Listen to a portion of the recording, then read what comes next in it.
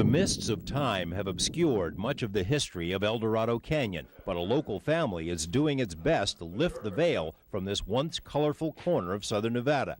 The Spanish mined gold here as far back as 1703, but were killed off by Indians. 100 years later, the Mexicans arrived and met a similar fate.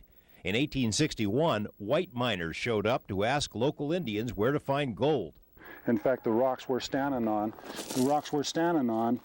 are is this little white quartz. And they says, you know where any of this is? And the Indians took them to a 5-foot wide quartz vein up on the side of that mountain there. The mountain that sits just across the road from Tony Worley's business turned out to contain ridiculously rich deposits of silver and gold. It became the Techatticup Mine, which was in continuous operation for the next 80 years. Hundreds of tough customers flocked by foot or by steamboat to the desolate Colorado River settlement.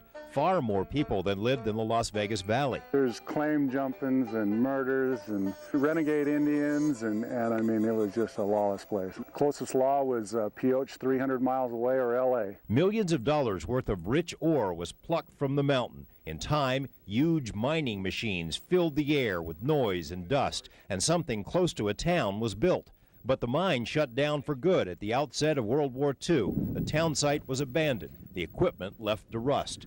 Today, though, El Dorado breathes new life. Tony Worley and his family have brought the place back from the dead, renovating some of the original structures, recreating others, adding new touches like a 5-story barn while retaining as much of the authentic feel as possible.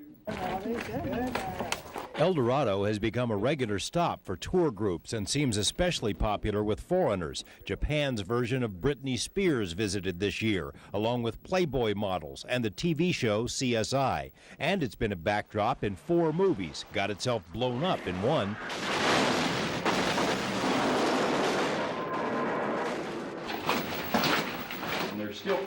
The star of the new El Dorado remains the Techatticup Mine. It contains 3 miles of tunnels, hundreds of legends, and has been reopened for tours. This is a true story about the guy that forgot his wooden tamper.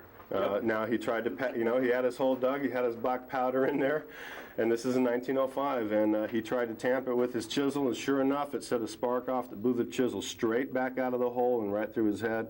And they just buried him outside the mine somewhere. Now, when they brought a mule into the tunnel to haul these ore carts, the mule would spend his whole life inside the tunnel.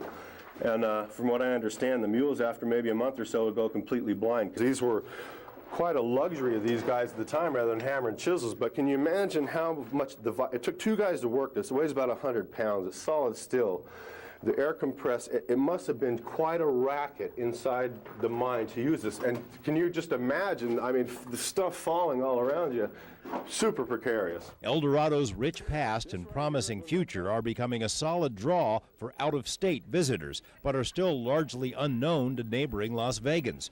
Worley is confident that will change as more people get a look at the place. Once they're here and they get to see the historical wall, they really pick up on, they're amazed at all the stuff that happened here. George Knapp, Channel 8 Eyewitness News.